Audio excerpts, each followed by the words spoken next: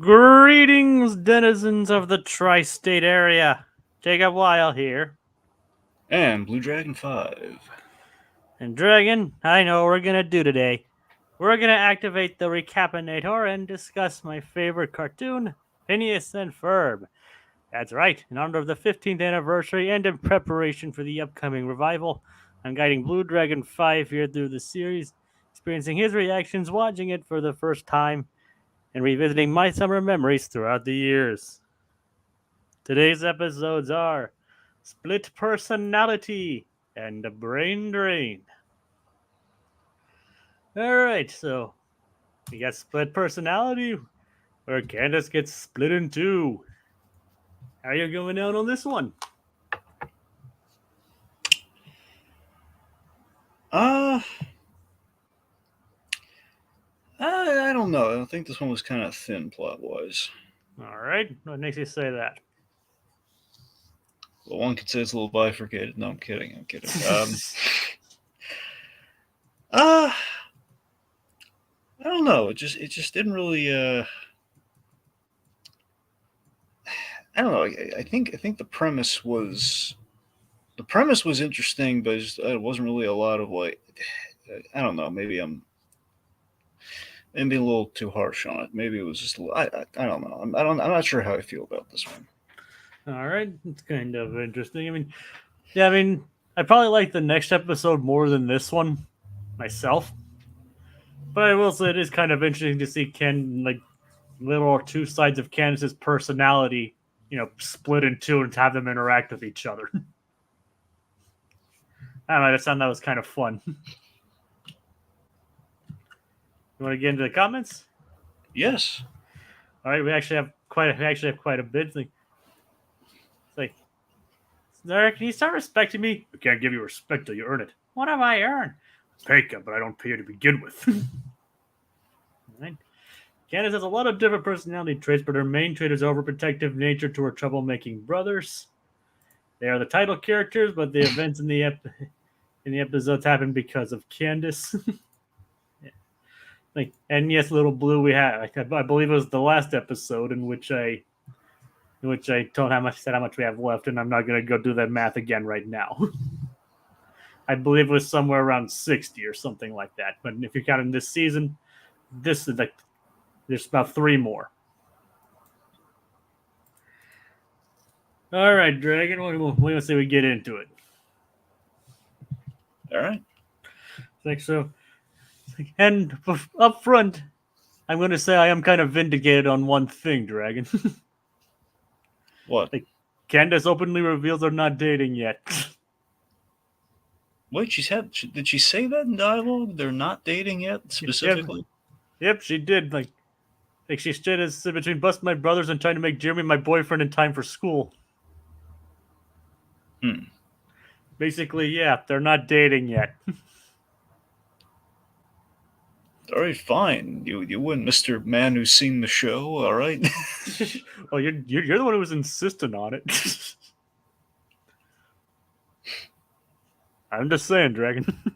I mean, come on. And even if they say that, it's like, come on, they're practically dating anyway. They do stuff together. They're hanging out. They clearly like each other. I mean, they're dating. Look. Let's be honest. All right, Candace is like the last to know about everything. All right, so Jeremy probably is like they're probably dating, and she just hasn't like put 2 and 2 together yet. Let's be honest. As far as Jeremy's concerned, they're dating. Come on. Well, we'll see. We'll see. So yeah, she's having trouble with her scrapbook because they can never have a good picture of them looking good together. Nope. So, and also trying to bust her brothers. But speaking of the brothers, what are they up to? Well, I'm so glad you asked. So Baljit has gotten peanut butter on Buford's chocolate. Yep, yes. Now, this does call to mind a very famous Family Guy joke. And an actual famous Reese's Cups ad. Well, yeah, but so With- Family Guy they had the hilarious gag of like the car accident. Yep, like peanut butter in my chocolate. You got chocolate on my peanut butter. Although I'm Officer Reese's. Yep. It does occur to me that wouldn't there's kind of I think a hilarious parody of BVS would be kind of like a Reese's peanut butter origin of sorts. It's just What? it's like of Batman versus Superman. Dawn of Justice. Like think about this. Like It'd be a better Martha solution. You got peanut butter in my chocolate. You got chocolate in my peanut butter, you filthy alien. Anyway, and of course the solution is, it's Reese's peanut butter cups. It's like, wow, this is like, we can get along now. Like the question is, Dragon, do you like Reese's Cups? No, Oh, I don't like peanut butter, so it's mainly why. Nothing against them. all right. I love the conceit of it, though. I love the idea. I love the concept of it. The whole chocolate peanut butter thing. I was just saying because those things on their own are kind of melty, like they're kind of chewy. But if you put them in the refrigerator or freezer, they're the bomb. What I'm saying is they taste better cold. Okay. So we have the molecular separator, which is great. Yep. It's just this little device that the boys have, which allows them to separate things. Like they somehow turned a mule into a donkey and a horse. That turns shampoo plus conditioner into shampoo and conditioner. There's so many existential questions when they use it on the living beings. Yep. It's just like now there's like a whole thing, this existential crisis of like, well, now we've been broken into two. Who is like the Clone Saga all over again? Okay. Well, fortunately, this episode resolves itself faster than the Clone Saga. Well, thank goodness. So, of course, we're gonna have like like one Candace is gonna have he's gonna cut her hair and dye it blonde, and then I still remember seeing the what if version of what happened if the clone survived, and it wrapped it up in a single issue. Yep. It's just like why couldn't the actual Clone Saga be wrapped up that way? Well, it's because they learned the hard way, Jacob. That's why. It's like, okay, what do we do wrong? We'll do a smart way of handling this. Did the what if come out before or after the Clone Saga? I'm pretty sure the what if was after the Clone Saga, but I could be wrong. I thought it was before. Well, maybe. Actually, hold on a second. Wouldn't it be during? I was like, no, because the Clone Saga is like revealing that it did survive, but the what if was actually like, what if the clone survived? Oh, right. It's like that. As far as I understand it, at least you'd probably know more about the actual stuff like that than I would. Yeah. I'm more familiar. It's weird how it works. Sometimes the what ifs give birth to the comic events, and vice versa. Kind of like how Lady Thor became a thing. Well, but I was also thinking like Spider-Man's daughter. And Mayday Parker. Yeah. Let's Spider Girl. Yep. Let's see. Question: do you offhand remember what the first what if was? No. Yeah, the first what if was what if Spider-Man was a member of the Fantastic Four? And not the bombastic bag man. Oh no, not him. I actually have that what if. The bombastic bag man? No, not the bombastic bag man. No, I wasn't a what if that happened, Jacob. That was real. I know. I'm just wondering that bag. Do you have a figurine of the bombastic bag man? There does exist a figure of the bombastic bag man. I do not have that figure though. Shame. That's a shame. I prioritize the other Spider-Man figures, but yeah. I know, but that's it. Hey, look. Right now they've been coming out with the Spider-Man the Animated Series figures. I really want those. Nice. I know they're really cool. I mean, I've had my eye on the Peter Parker they put out recently because it's not like the one with like the goofy polo shirt. It's the one who looks cooler, like the button up and the red shirt underneath. Nice. My familiarity with the Clone Saga is like watching reviews of it on YouTube, and also the animated series. I was like, This is starting to sound like a bad comic book plot. Mm-hmm. It gets worse. And Ben Riley's the one who says it gets worse. Of all people, it's like, yep, that was totally a dig at the Clone Saga. Like, nobody likes the Clone Saga, do they? Afraid not. Or do you think there's somebody out there who actually does? I mean, there's someone for everyone. Every rhyme has a couplet. There's something out there. I mean, and I'm sure, like, I'm sure it would have been fine if it hadn't have carried on so long. I mean, look, the problem is that the Clone Saga, you write yourself into a corner very easily. Just the idea of like, okay, what if there were not literally what if, but imagine if there were a clone, and the existential crisis that comes from that. But then you have to eventually answer who's the clone, who's not the clone, and you're always that's where you risk like, well, you're going to take off half the audience. Yep.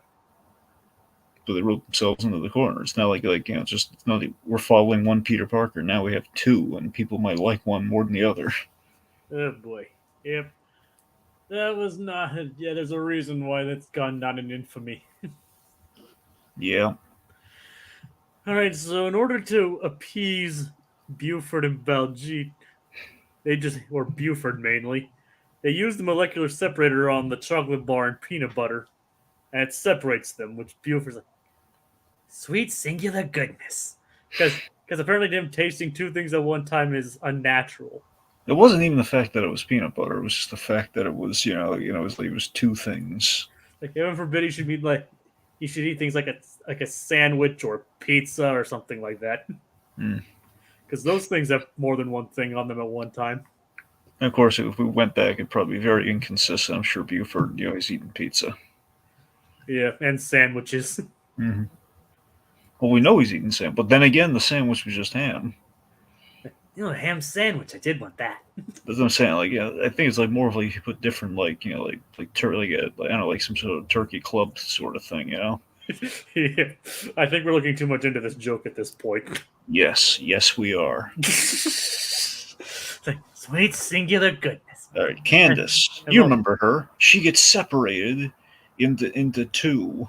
Well, not before Buford is like, why don't you grab your peanut butter and your swimsuit and meet me at the flagpole?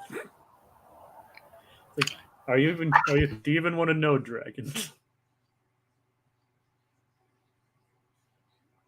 Like, do you even want to know what Buford's doing with the peanut butter?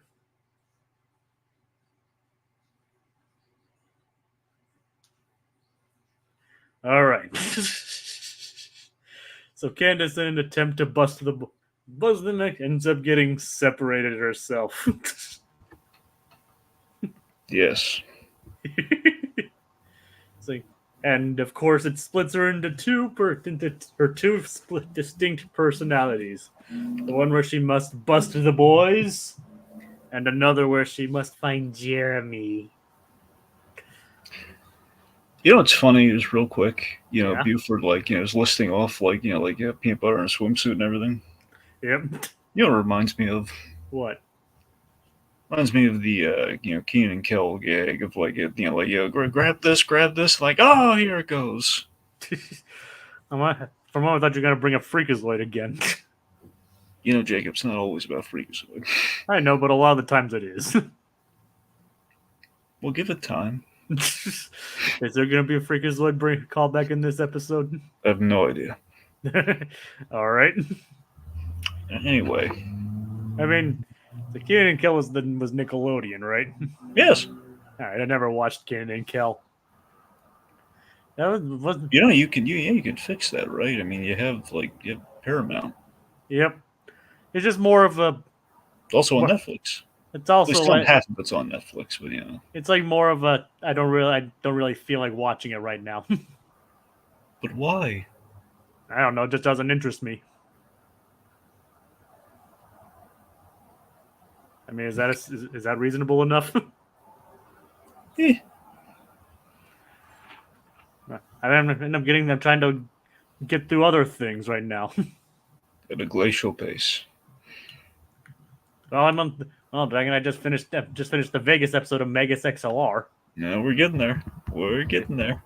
Yep, I'm getting close to the last episodes. Yeah. So I'm almost done with that.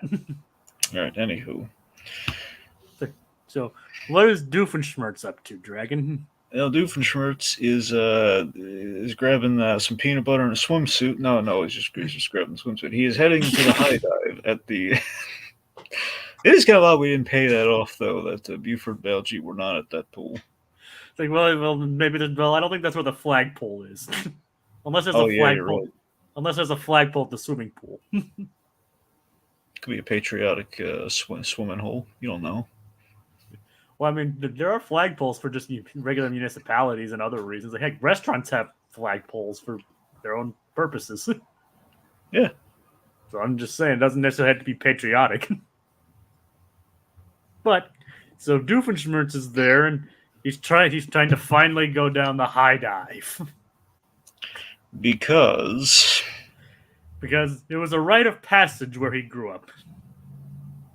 and he brought great shame to his father when he was posed the big question: "What are you, a man or a schnitzel?" Man. So clearly, he was a schnitzel. Yeah, boy, I feel bad for Doofenshmirtz here. I do feel really bad for him. Yeah, not only does he get it from his dad in the past, he gets it from this like bratty little kid in the present day. Admittedly, this is what I'm getting at here. Admittedly, the Doofenshmirtz stuff, while funny and like of the thing we're doing, there's not really a lot of legs here. They know it. It's like, well, yeah, Doofenshmirtz's plan is like because he's afraid of like embarrassing himself and people looking at him, he builds the look-away-inator right next to the pool, which happens to be leaking, and renders people not being able to notice. So far, no one's noticed it. It's just great irony. Yep. Yep, it's leaking. Funnily enough. Right. Yep. It's like so. So that's basically Doofenshmirtz's entire thing. When he like keeps pushing it off, until he finally gets up there. He's like, oh, this isn't as bad as I remember. It's so much worse. Poor guy. I feel bad for Doof in this episode. He doesn't really do anything evil in this episode per se. Well, yes and no. Well, I mean, besides the fact that it, like one of the effects is a brain surgeon, but yeah, that's what we got to talk about. Okay, so Jacob, when that happens, you know what time that is? Is it the time I think it is? Yes, it is. It's Gritty Reboot time! So, while Doofenshmirtz's plan is not inherently evil, as he is per usual,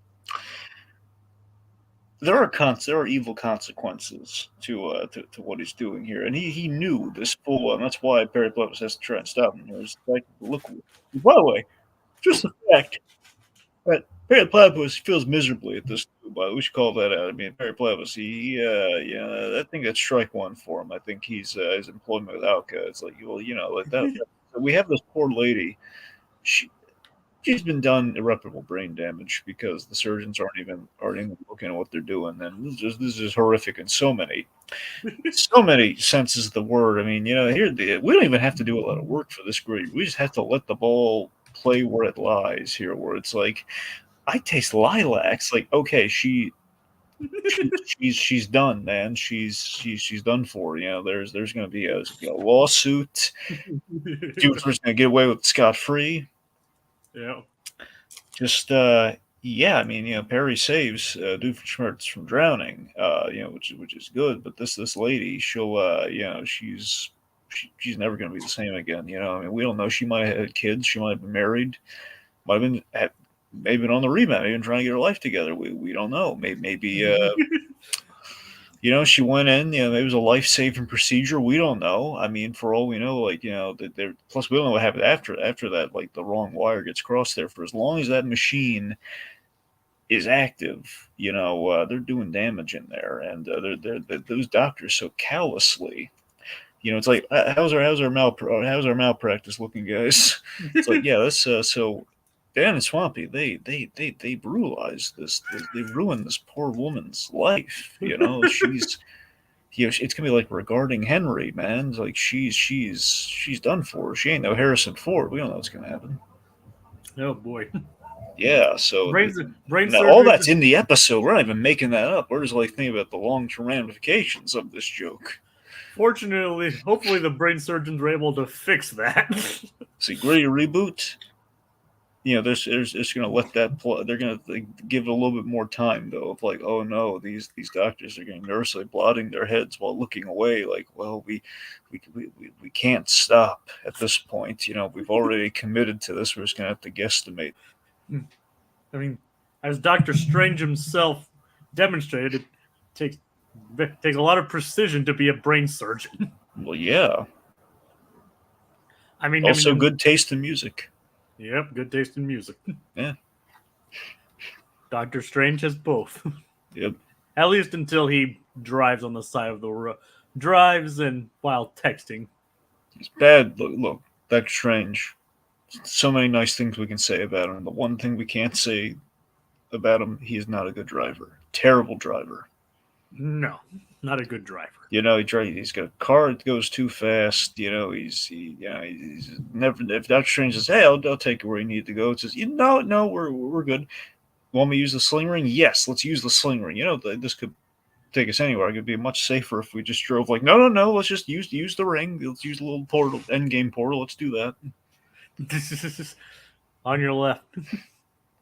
Yep. Wait a minute. Did Wong use this portal? No, it was Stephen Strange. Why?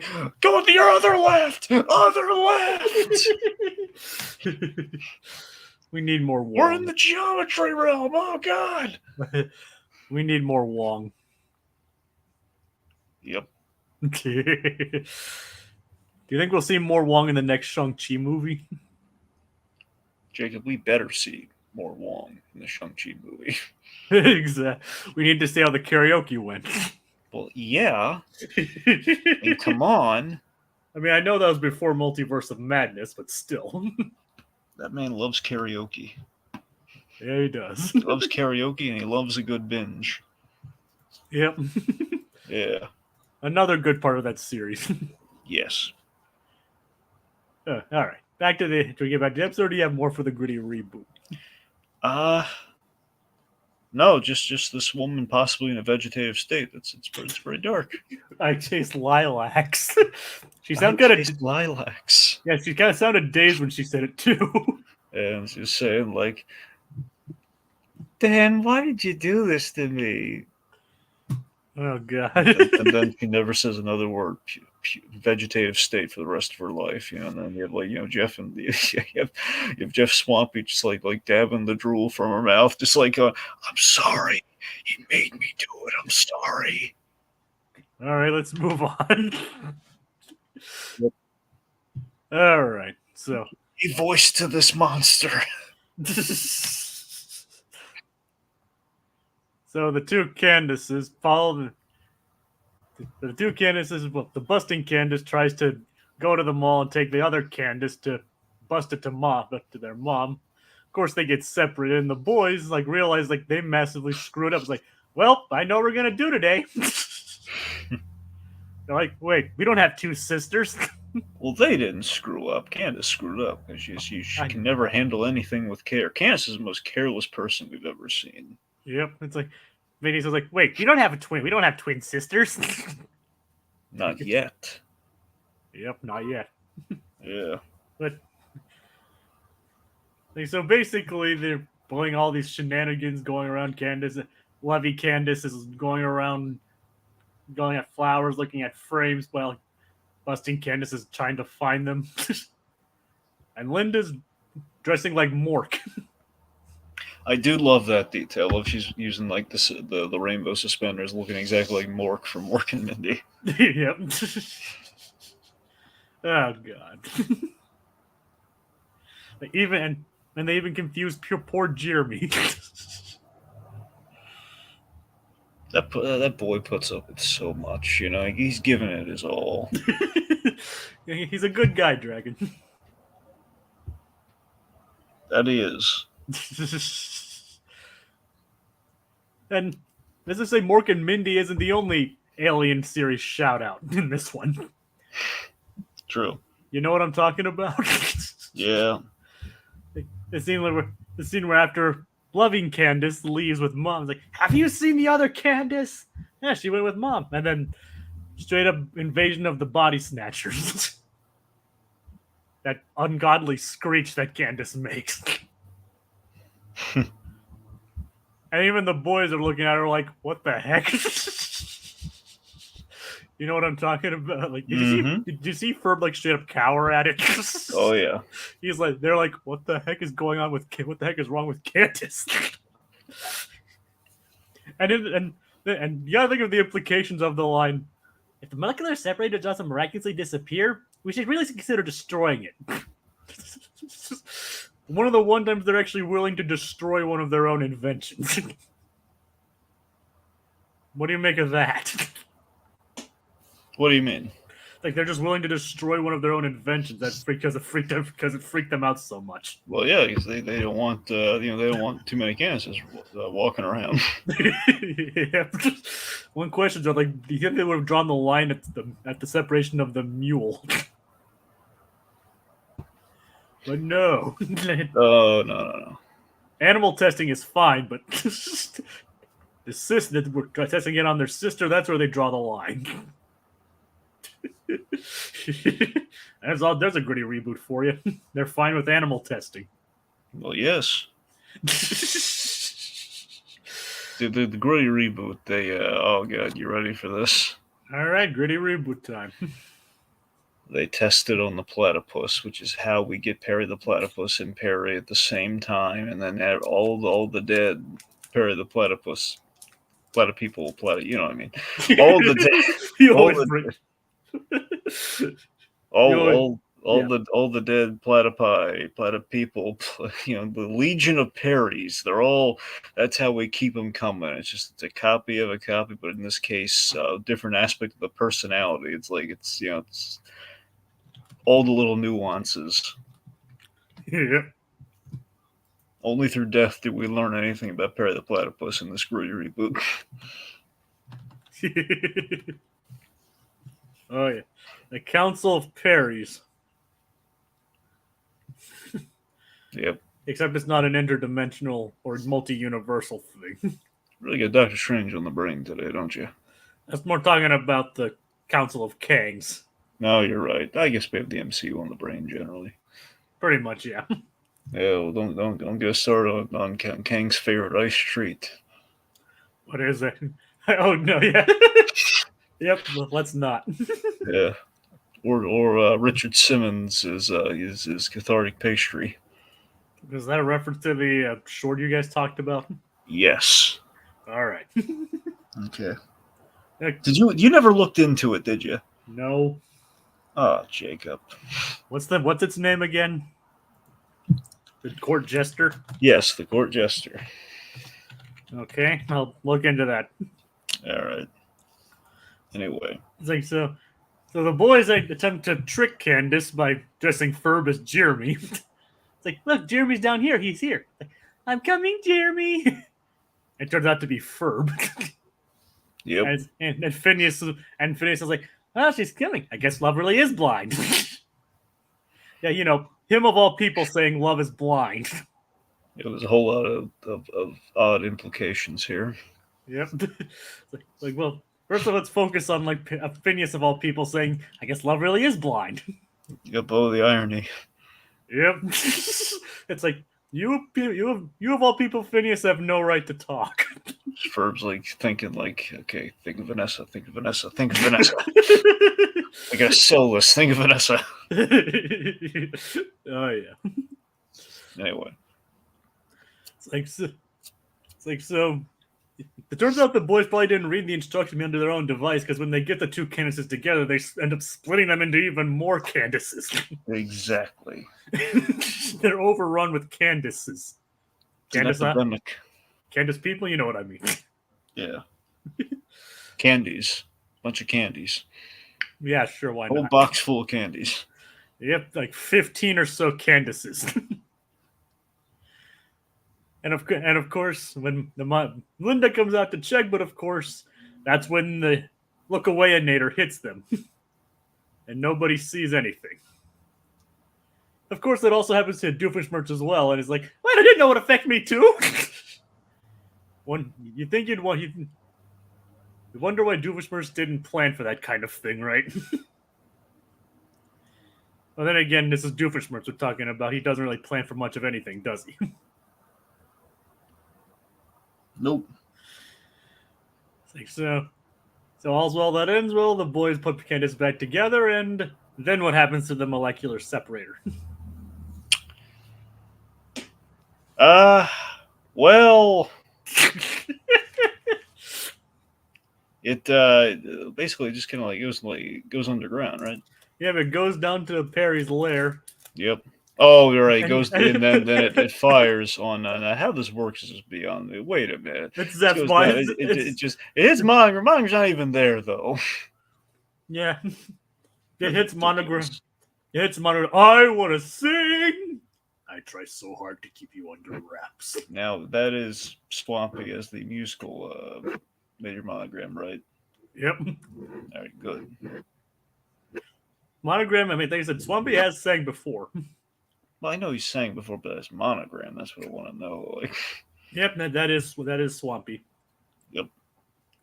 But yeah, I think but I'm guessing your question was probably more of the logistics. Like, it fired at the screen, but it duplicated Monogram instead. Yeah. Do you know how to chalk that up, Dragon? We don't care. We don't care. We don't care. And also continuity error for the sake of a joke. There you go. Like I said, SpongeBob did things like SpongeBob did that all the time. As a Candace, she takes a picture of Jeremy, and it's butt ugly. Yep, Candace. Well, it turns out loving Candace got a picture frame earlier, and they wanted a nice picture. And Candace and Jeremy's willing to take a picture with her. And as it turns out, instead of one of them looking good, the other one looking bad, they both make a weird face during it. Yep. Which is cute in its own way. You know who'd never take a bad picture? Who would never take a bad picture? Kelly who? Who? Kelly. Kelly. Kelly. Kelly who? Who unfortunately is not in this episode. Boo! Put it on the screen. Put it. Boo-hoo. Boo-hoo. Right, Dragon? Yeah, let's call him out.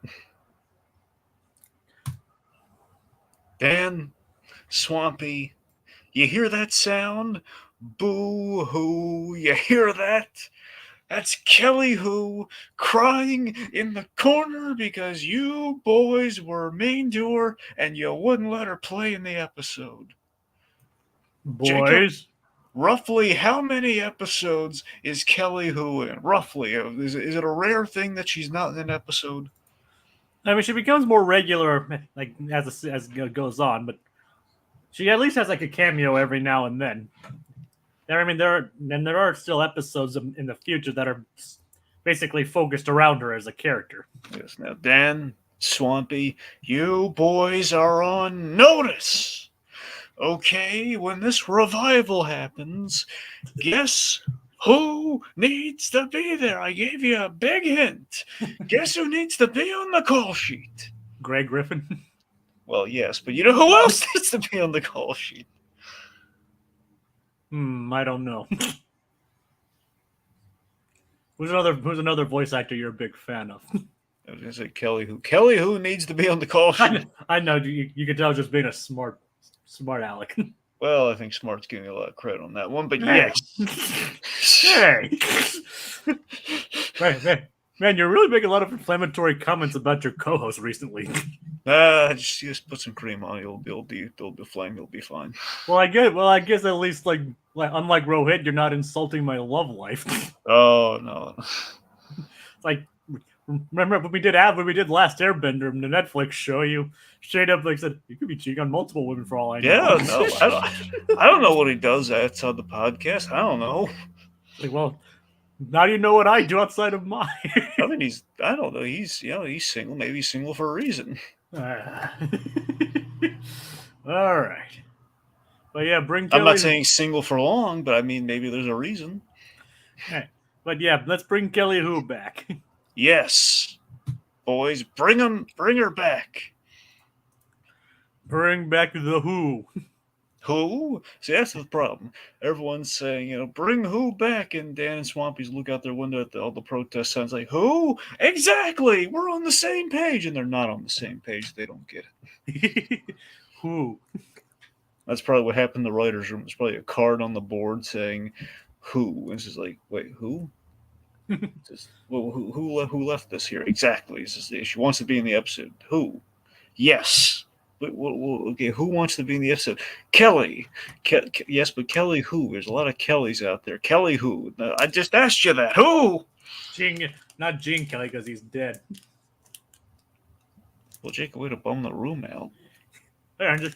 There's some people that didn't know. You just shattered their illusions. How long has he been dead? Too long. Fair. Anyway, so that brings to the next episode. Brain drain. So the boys are sick, and Doofenshmirtz tries to control Perry with a helmet. How do you feel about this one? That's pretty good, I guess. All right. Not an egg plus episode, but still good.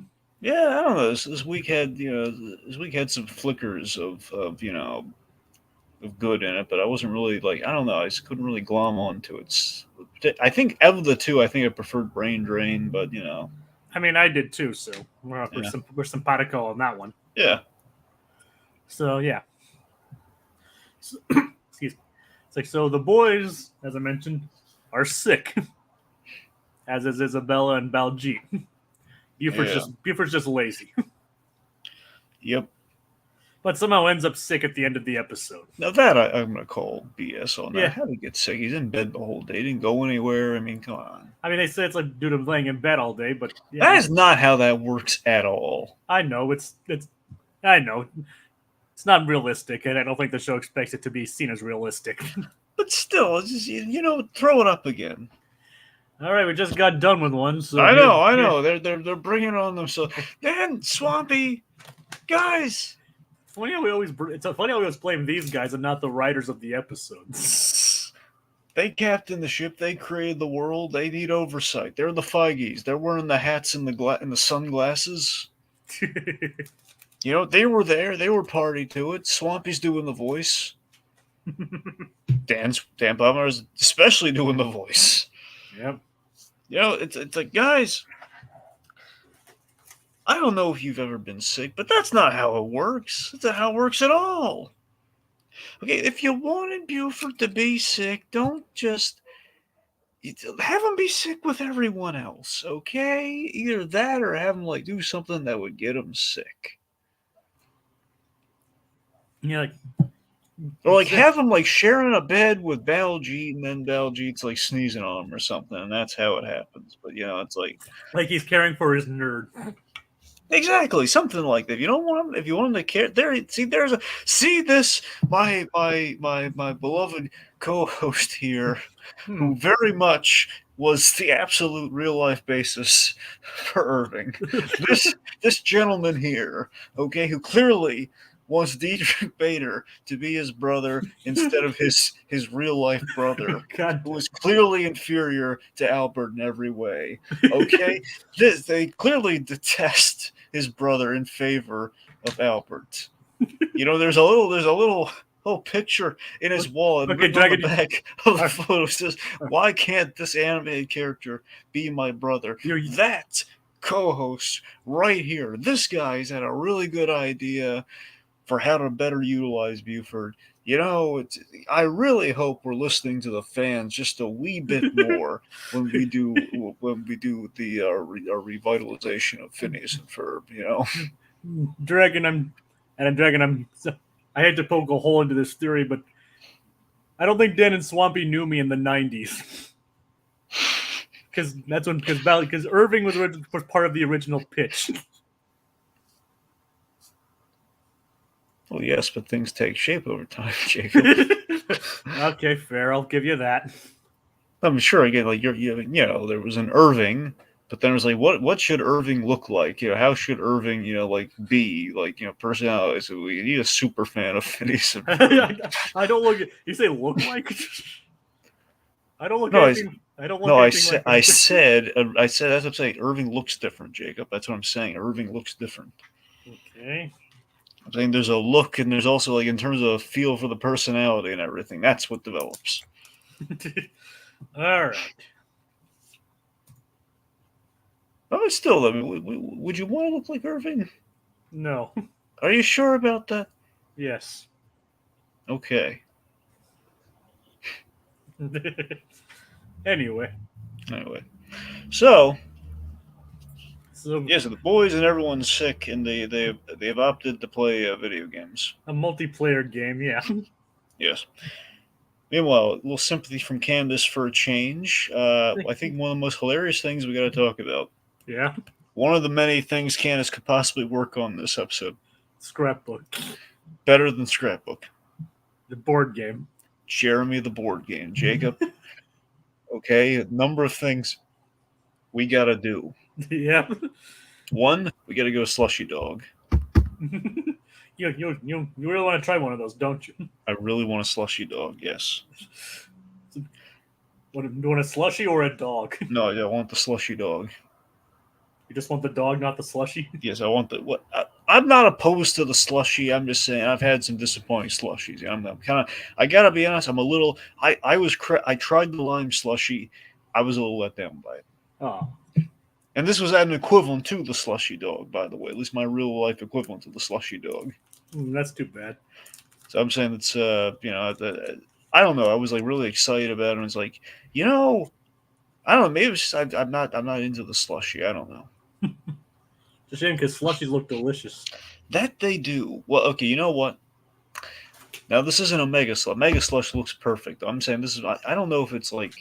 I think it was a slushy. I think that's what the thing I had was called. I'm pretty sure it was green. It was like like almost like a liquefied ice. There's like slushies. There's Slurpees. There's snow cones. Oh yeah, I'm familiar with the snow cone. Snowball in my part of the world, but yeah, but they're pretty much the same thing. Yes. Now, regardless, one's in a cup. That's the only difference. Anyway, but yes, that's the thing. You know what I mean? The mega slush is the pinnacle. Okay, the slushy is like, oh, that's achievable, but all you wanted was a slushy. All you wanted was a mega slush. Yep. Yeah. Anyway. So the board game. Yes, Jeremy the board game. That's the other thing we got to will into existence. I mean, they made Eels and Escalators, Jacob. That's a real game. They did? You never saw it? No. Yeah, they turned it into a real board game. And you can play Eels and Escalators. I can officially made by Nickelodeon? Yes. Huh. Or I guess whoever has the deal with SpongeBob for marketing, but yes. But I mean, did Nickelodeon is it officially branded and everything, or just something? I mean, it was at Hot Topic, so I mean, I think it's out there. Huh, I was wondering if it was just this something someone random made, but no. This was an official product. Someone made the Eels and Escalators game. Eels and come on, escalators! You're gonna have so many kids cursing up a storm playing that game. Oh yeah, but only if they see it on the side of a dumpster first. Well, where else are they going to see it, Jacob? I don't know. What do you think, the public school system? I mean, come on, man. Get out of town. Or unless they watched unless they watched George Carlin at a young age. That's true. Yeah. So I watched George Carlin at a young age, but he was a conductor, though. As a Thomas the Tank Engine. Yes, the Shiny Time Station, to be precise, but yes. He was delightful in that. He was delightful in that show, though. I never watched any version of Thomas the Tank Engine. You inhuman monster. Oh, okay. Kidding. Just throwing it out there. Okay. Okay. Well, yeah, the funny thing is, I don't think I've actually ever had a corn dog specifically either. Do you like corn dogs? I know you like hot dogs. I do not like corn dogs, but it's nothing personal. I just don't care. It's too much. I don't like bread on my. Honestly, I don't like bread. So. But so do you eat hot dogs without a bun? Yes. Oh, okay. Yes. Now I can't eat my bratwurst without a bun. Well, yeah. I cannot eat one without a bun. As Oh you no, remember, wait. Do you choose not to, or can you not? I mean, I have to have a bun. Okay. Remember earlier this season, viewers, we're an episode where Doofenshmirtz and Perry got into a fight with hot dogs versus bratwurst. I was team bratwurst and Dragon was team hot dogs. Yep. Now, question, Dragon, grilled or boiled? Uh, I, I would say grilled, but here's the thing: grilled, but I'm also open to microwave. I've never had a microwave. I've had great microwave. Honestly, I love the microwave hot dogs, but they have to be microwaved in a very specific way. And but here's the thing: if I give a choice between boiled and grilled, I'm going to say grilled every time. Yeah. Okay, fair enough. I mean, look, nothing against boiled. I'm sure boiled's fine, but I give it a preference. I mean, grilled. All right. I've had the grilled, before. I've also had like the grilled filleted. So, Dragon, before we move on to the rest of the episode, what do you imagine Jeremy the board game being like? Well, let's see. Okay, so Susie's clearly the obstacle of the board game. Like you don't want Susie to get you. Or one of one of the enemies in the board game. Yeah, it's one of the enemies in the board game. Slushy Dog is like it's either it's like if you're like Monopoly, it's kind of like it's what the occupation is. One of the probably Candace is probably I'm sure Candace put herself as like a game piece. Yeah. It was probably like the equivalent of I guess like the whole go to jail is like Susie gets you the like winning is like marry Jeremy. It's like, dude, so you imagine it kind of being like Monopoly meets the game of life. Yes. That's fair enough. It's a guess, mind you. Disney, get on it. It'd be either that or it's like Jeremy circumnavigating the world of Phineas and Ferb. It's basically Candace's memoirs in the form of a board game. Her life revolves around Jeremy. It's the pursuit of Jeremy. One could say it's Jeremy Pursuit. Yes, maybe there's Jeremy Trivia. Or maybe where on earth is Jeremy Johnson? Yeah. Where in the world is Jeremy Johnson? You never watched the new Netflix show they did on Carmen Sandiego, did you? I don't think I even watched the original Carmen Sandiego. I don't think you're missing a whole lot with the original, but the Netflix show, wow! I'm saying if you like Kim Possible, man, I mean that's great. I mean, I love Kim Possible. Well, I know you love. Yes, we all love Kim Possible. Oh yeah, we need to have we ever done a retrospective on that? Show no, but and I know we've done individual episodes. In the movie, I think you guys covered on Animation Vacation. That's the thing we've covered. I think we covered the movie, and then we covered a few select episodes, namely the Christmas and Halloween episode. So yeah, the one where she lies to go to Halloween. Yes. Poor Ron. Yeah. He had to be the bottom half of a horse costume. You're not a horse. You're the horses. Yeah. Oh, God. Well, that's what they said. I know. Oh, God. It's the fact that all the villains were like, "Oh, I'm very disappointed, Kim." But yeah, like she's the evil one in this situation. Yes. And Mankey went trick-or-treating with Ron. He was the top part of the horse. Aw. Mankey was a good guy. He was. Had a very odd last name, but he was a good guy. Even Shigo approved of Josh Mankey. Wasn't the best guy for Kim though. No, of course not. No. He's not cowardly enough. Nope. Oh. And he doesn't know monkey kung fu. He may be manky, but there's no manky kung fu, is there? No, there isn't. Checkmate, manky.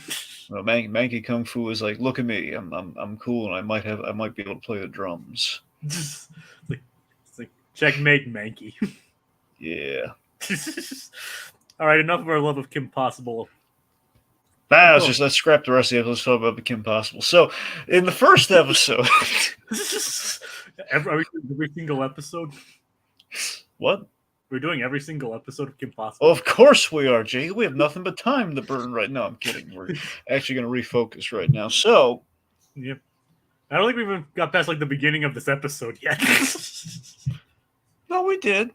We did. Jeremy the board game. You know, we're past the beginning of the episode. Yeah.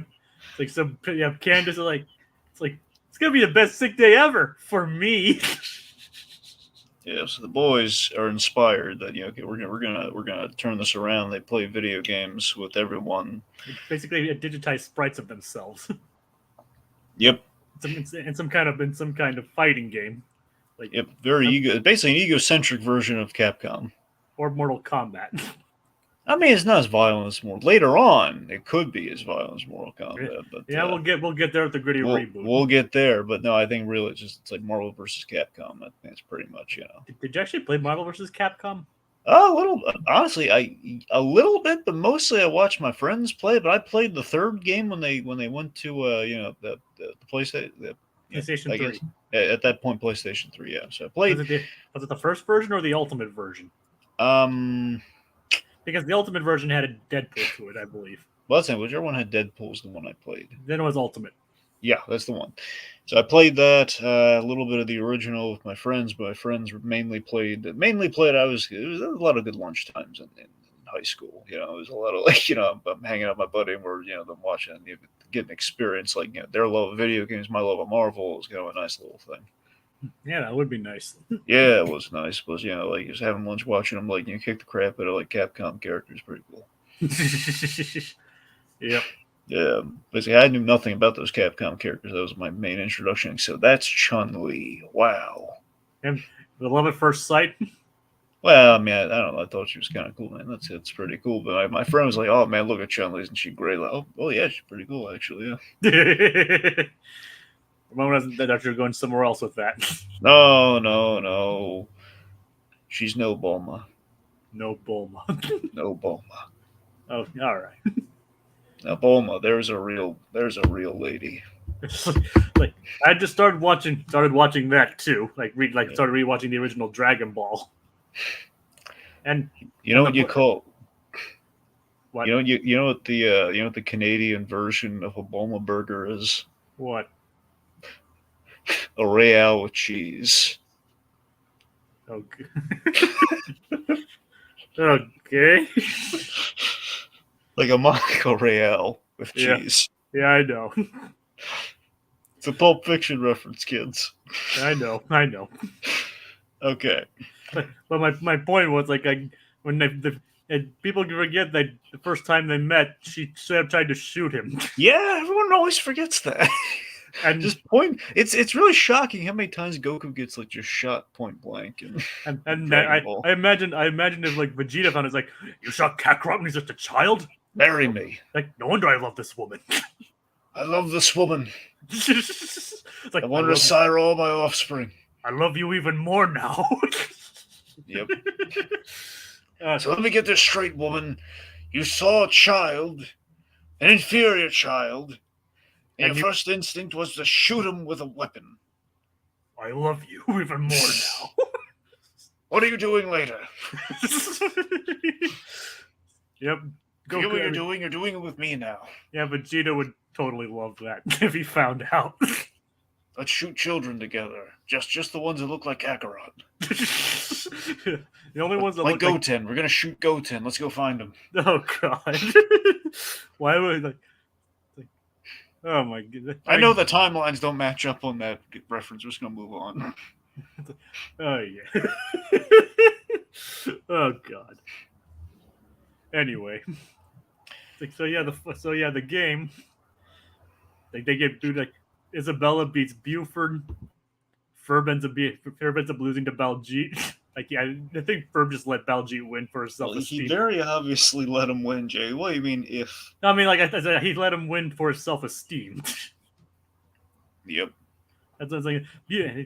So, and of course, Phineas gets matched up with himself. And it's a knockout punch. Yep. Phineas versus Phineas. Oh, even match. Bang. Phineas wins. I'm kicking my Yeah. own butt. Yep. Meanwhile, Brain, Bath, and Beyond.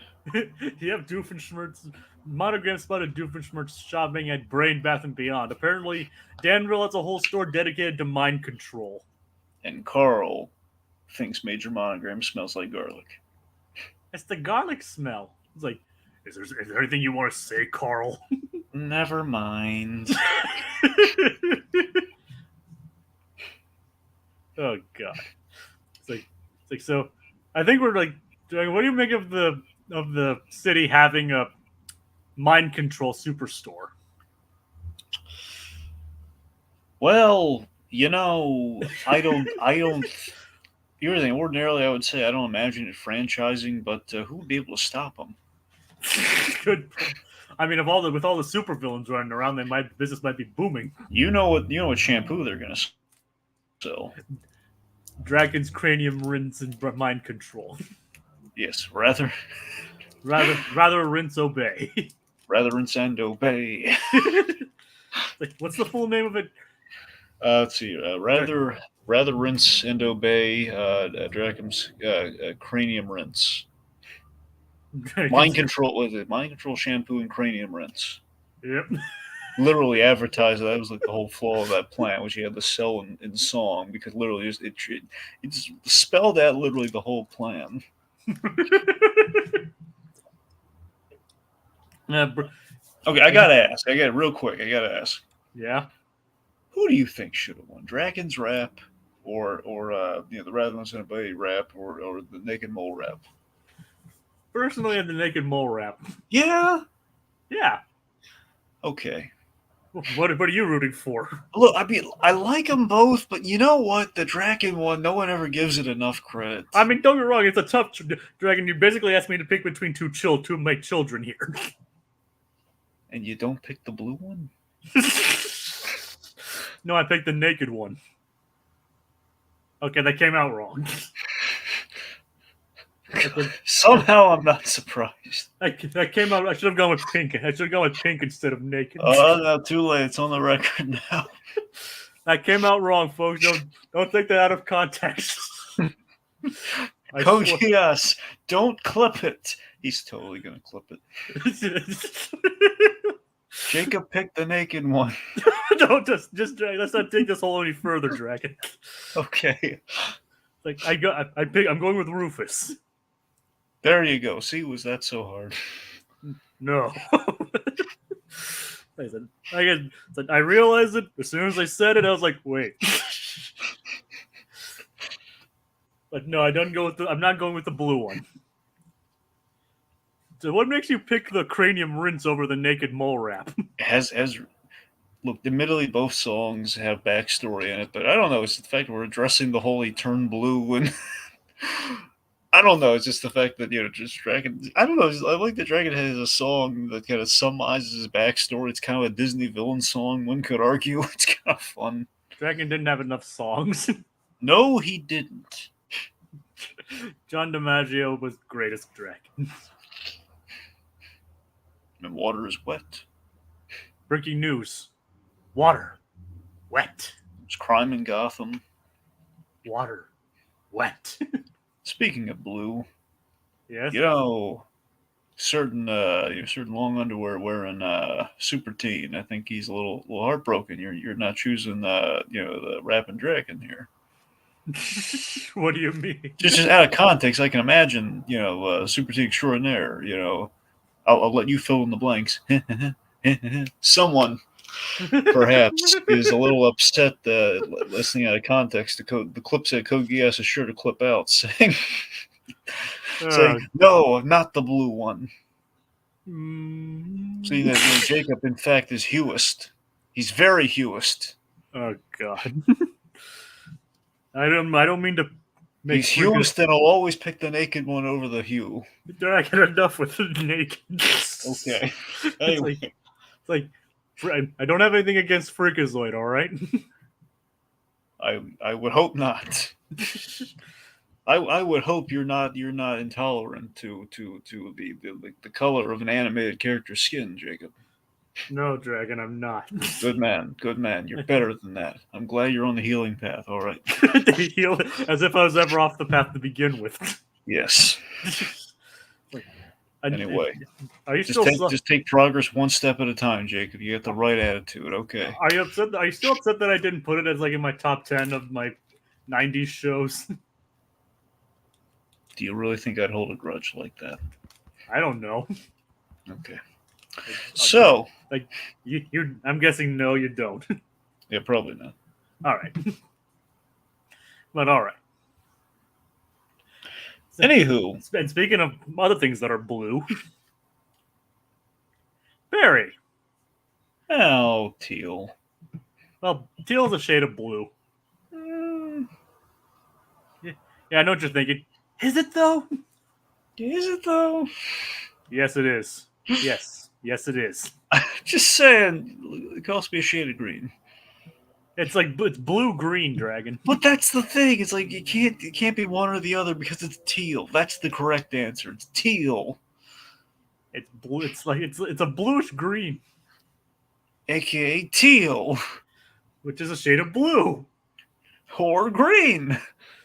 Yes. This is where we're getting the whole chocolate peanut butter like thing. Like, which came first? The chicken or the egg? Well, I mean, yes, I know chicken. Yeah, I was going back to the whole Reese's thing from earlier, Jacob. I know. I was adding into the confusion. Now you're putting like Reese's peanut butter cups on eggs, man. That's an Easter question. Dragon, you know they have Reese's peanut butter eggs, right? I just said it's an Easter thing, Jake. You're bringing up Easter now. Well, Easter's in basically 16 days. Don't you hate it when Easter's like early? Don't you? Doesn't it feel weird when it's not in April? Oh, yeah, it kind of is. Okay. Anyway, platypus.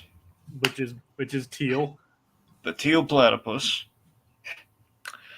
He stumbles into yet another Doofenshmirtz plot here, and he has the devolution-ator. Devolution-ator. Devolution-ator, not to be confused with the de-evolution-ator. Yep, from a couple schemes ago. Which I love that we called that back. Yep. So the devolution-ator basically has a mind control helmet that basically allows the user to control whoever wears the helmet. Including making them almost eat gum off the street. Which is gross. I love, though, that Doofenshmirtz is evil, but he's not that evil. He's not going to make him eat that. But he does make him taunt him with it, though. Yeah, but he does make him like put it back on the ground and pick it up again. Yeah, that's what I'm saying. There's an evil there, but not like, okay, well, at least he's not going to make him eat it. It's more of a petty than evil. Oh, absolutely. I love that he's like horrified later on when he's like eating like the moths and everything. Like that's worse than sidewalk gum. Yeah. Oh, poor Barry. Yeah, well, I mean, you know, he's a platypus though, so I know. It's like Frogger rules, you know.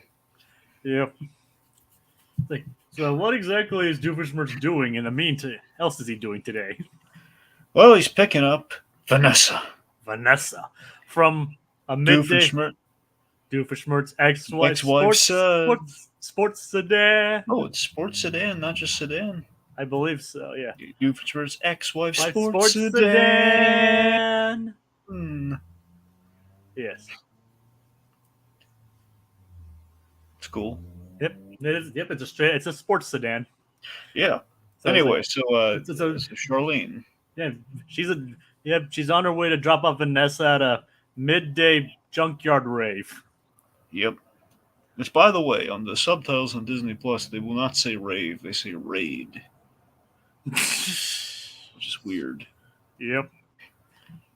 They also didn't subtitle Mr. Doofenshmirtz's German in split personality. Yeah. Like when when he stood too close, he's like, "That's too close" in German. Yep. For some reason, Disney Plus did not caption that. Is it not real German? Isn't it supposed to be Druselsteinian? It's real German. Okay. Anyway, so so she's gonna be dropped off and she's gonna be picked up by her father, and Vanessa is dreading picked up by her father because of what happened last time. Jacob? What happened last? What horrible? What image out of context will haunt our nightmares and lead to so many questions we dare not pose? Well, Dragon, I'm glad you're making me explain this. Jacob, tell us everything. Well, Doofenshmirtz showed up on a tricycle and a Nothing wagon. out of the ordinary so far. Yep, but had a wagon, had like a pull wagon attached to it. And what else? Dressed as a baby with a diaper and a bonnet.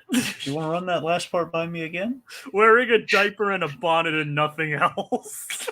Okay. Picking up his daughter from school. My favorite thing about this, okay? My favorite thing about this whole thing. Yeah. I love the animation, just how it looks. Just Vanessa with no other recourse. She gets into the back of the wagon. Yeah. I just love seeing her like just this. She's getting in the back of the wagon. She's like sitting down. It's so sad to me. And he's like, don't ask. God.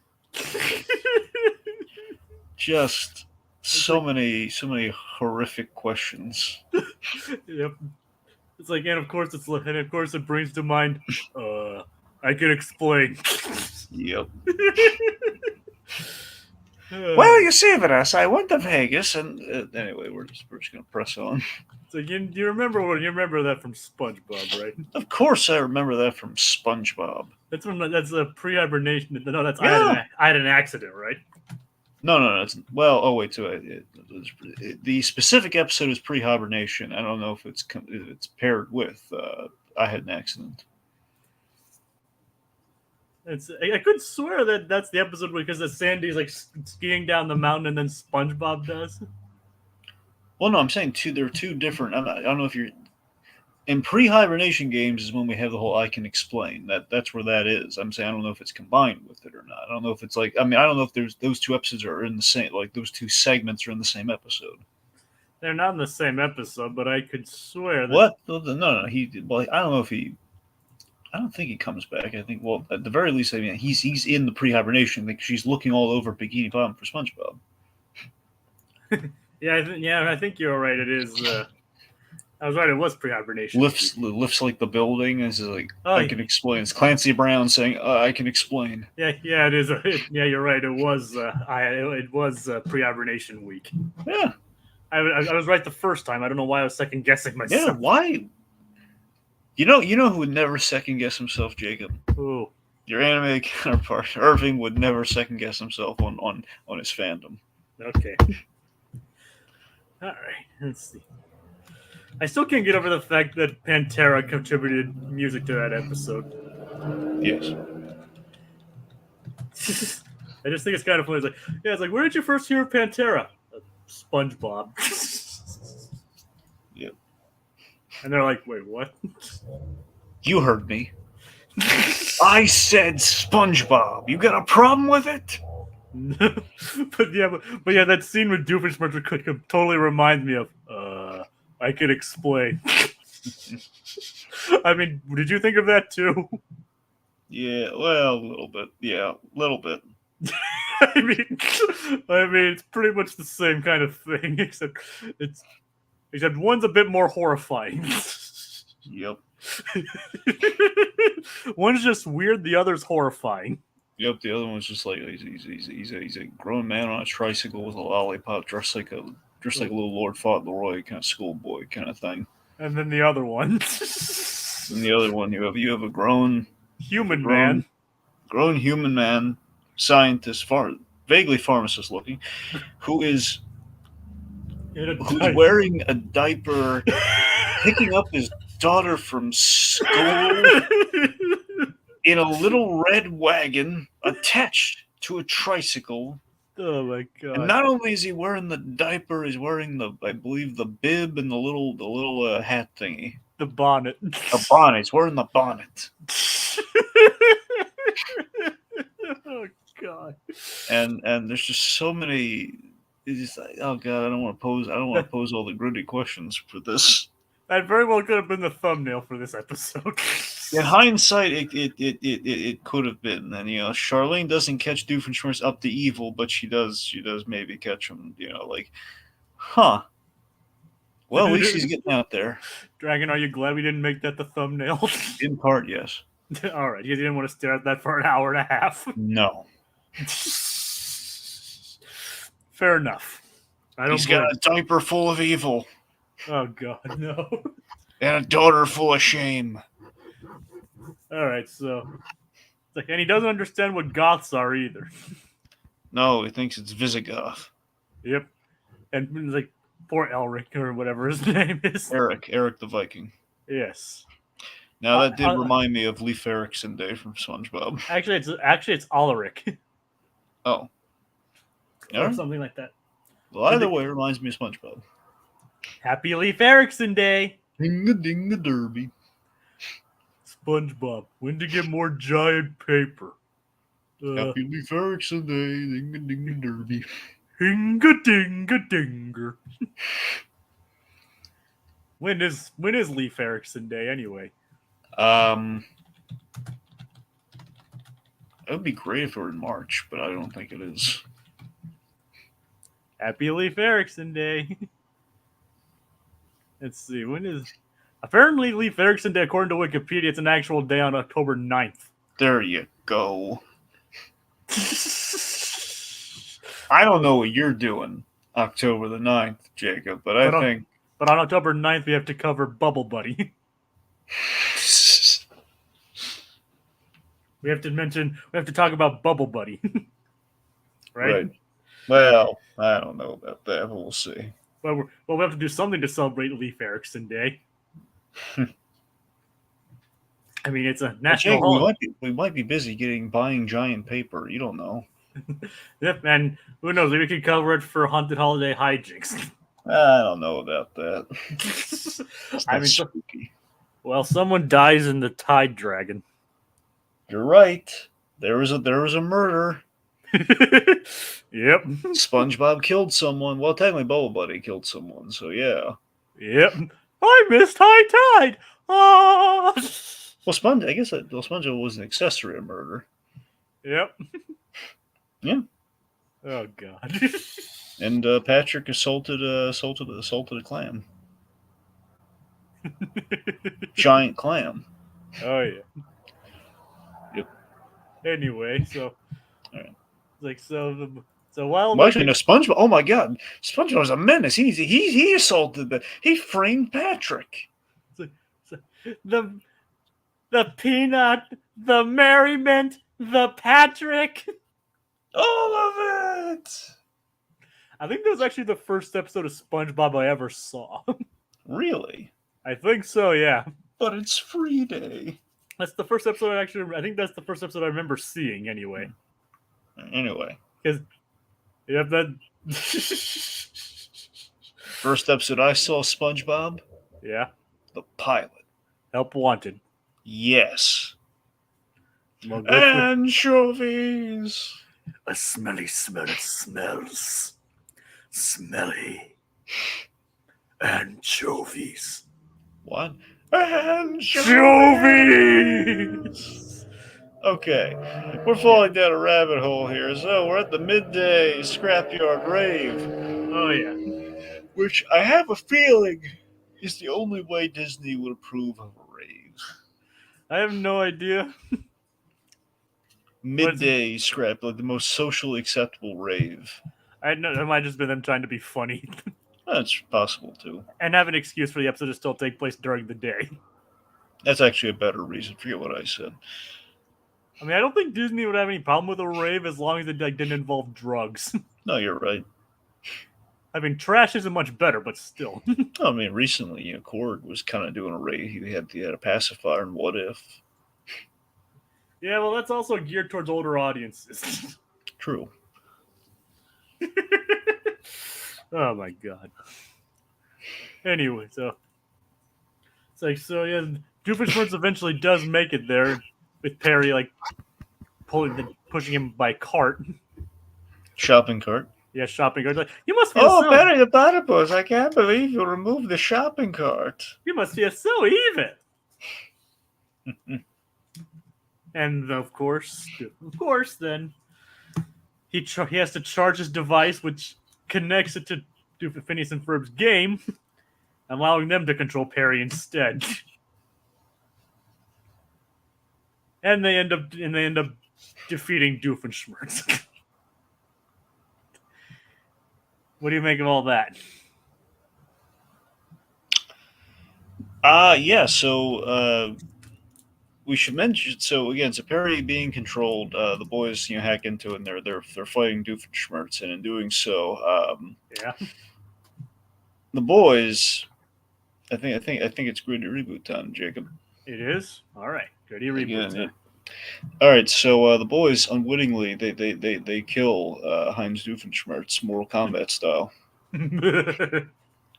That's how this goes. I mean, honestly, the way it plays, like they're attacking this like get the pharmacist, and they're kicking the tar out of him. But Perry Platypus, like not even wanting to kill his foe, this time with his usual bloodthirstiness. Like the boys are they're uncompletely blissfully unaware of consequence, thinking it's a video game. They are, Perry is killing his frenemy here. So it's like war games. Yes. All right.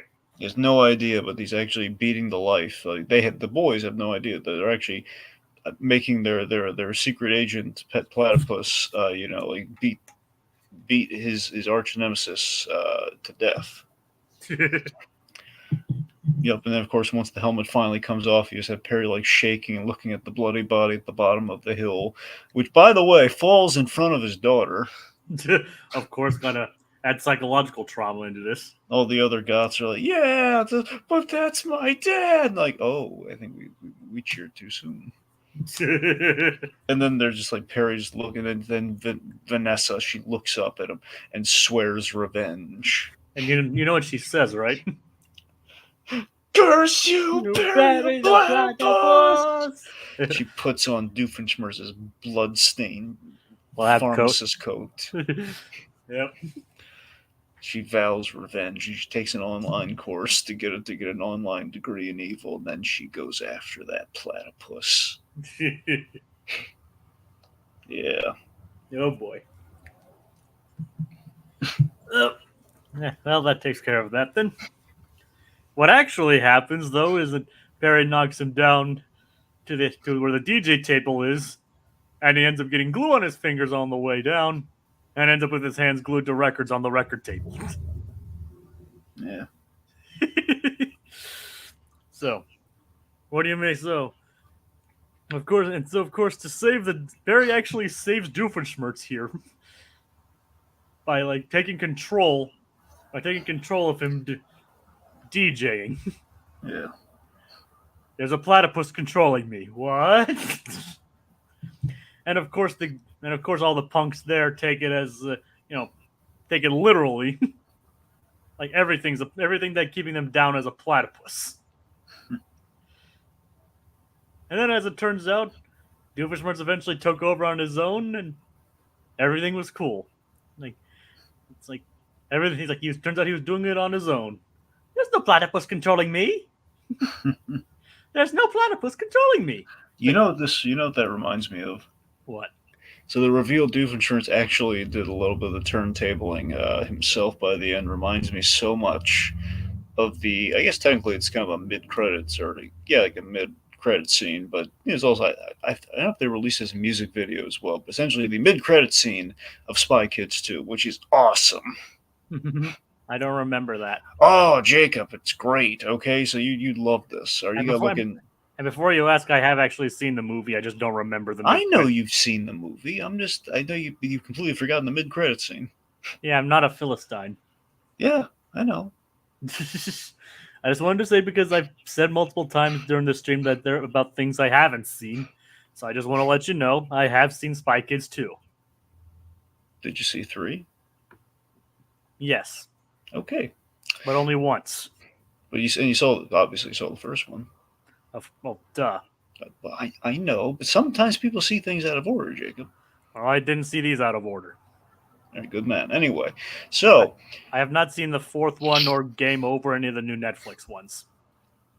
Well, Game Over is the third one, Jacob. No, I mean, well, I haven't seen the ones after that. I haven't seen like 4D or whatever it's called. Or Yeah, there's four. The new one actually, I don't know. I'm tempted to watch the new one, but I can't bring myself to it. All right. But as you were saying, Anyway. how it reminds you of Spy Kids. All right, so in Spy Kids 2, the post credit, the mid credit scene is, they're basically doing this. They're undercover playing a concert. Carmen is like the singer because in real life, I think she can sing. I think. And Junie, Junie's basically playing the guitar, but they have to fake it. So essentially, Machete, of course, played by Danny Trejo, the wonderful Danny Trejo, playing Machete. He gives him guitar that'll like let him play like a guitar legend of some kind, and she'll be able to sing like like a certain singer. Anyway, the point being, like she gives him this tech, like a microphone and basically a microphone, a battery pack, so she can dance and sing, and then gives him like a guitar, lets him play like a master guitarist. Anyway, so it's pretty, it's the who, what, when, where. It's the flute song, but done as like a really cool actiony kind of, they kind of like rock thing, I guess. Anyway. It's a great musical. The song is great. Is good in itself. It's a great little sequence. But the best part is that as it goes on, like they keep turning up the dial and everything, and then at the end they have this great reveal that, oh God, then after they get off stage and they play like a great concert, they go off stage and they're like, well, what's wrong? And he looks down and he reveals to them, I never put batteries in this.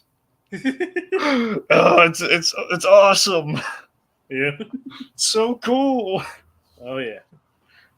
Makes no sense, but it's awesome. Well, that's Spy Kids for you. Yes. Spy Kids is awesome in its own right. Also has Steve Buscemi in it. Yep. Anywho. He wasn't in the first one, right? No, just the second and third. All right. Alan Cumming, however, is in all three. Nice. Also, I forget if Shaloub showed up in the third one or not. If he did, that means he's in all three. But I think it was probably just Alan Cumming. All right. Anywho, I need to find those movies again. Yeah. Spike does. Those movies are good. Oh yeah. I don't know if the second one's the best or not. I mean, I think the first one probably is still. I think. I'm looking them up, and they have surprisingly low IMDb ratings. Yeah, I think it was more of like I think that the audiences liked it more than the critics did. I'm not sure. No, I mean, the funny thing is the critics on Rotten Tomatoes have like a 93% for the first movie, but that has a 5.6 audience rating on IMDb. I don't know how it works. I have no idea. Yeah, it's like they're the Philistines. True. Okay. Anyway, so it's like your dad's kind of cool. It's like, you're my punk boyfriend. You're not supposed to think he's cool. Only I'm supposed to think he's cool. Very nice, very sweet little. Vanessa thinking her dad's cool despite a potentially miserable failure, and Perry gave Doofenshmirtz a win. Yep, Doofenshmirtz deserves a win. It all worked out. He deserves a win every now and then. Except in the Gritty reboot, which he dies brutally. Yep, that too. Yep, at the hands of children. Yep. Well, the platypus controlled by children. That's what I'm saying. Like, I mean, they unknowingly, like Phineas, he murdered. Honestly, it's a whole gross. It's like that. It's like the original. It's like the ending of It. It's like all the kids ganged up on him and beat him up. All in this case through the hands of a platypus. Wait, part 1 or 2? I think mainly 2, but I think did it end similarly in both parts? Like them all gang up on him, beat him up. Because I know the second one does. But like the first, they beat him in the first movie, then he comes back 27 years later, I think. Yeah, but I mean, like literally them all beating him up, like physically. But yeah, I don't know if they beat him physically I don't remember if they beat him in the first movie or not. Anyway, I mean, I think they beat him by like proving they're not afraid of him or something like that in the first. By the way, I told you about that It documentary on Amazon, right? I don't think you did, or you did, and I don't remember. Yeah, I think I did. It's about the original Tim Curry one. All right. Anyway, so yeah, that's it. That's the episode. Perry comes home. It's almost time for your walk. He's like, he's tired from being controlled by Doofenshmirtz. Yep. All right, so any closing thoughts on this one? Not particularly. All right. Well, thank you, Little Blue and Code Geass, for joining us this time. And I think that does it for this week. Join us next time where we have another Candace-centric episode where she actually meets a royal lookalike. And then, actually, we have two Candace-centric episodes next week because after that, she throws herself a little intimate get-together. Good night, everybody. There's a plot that was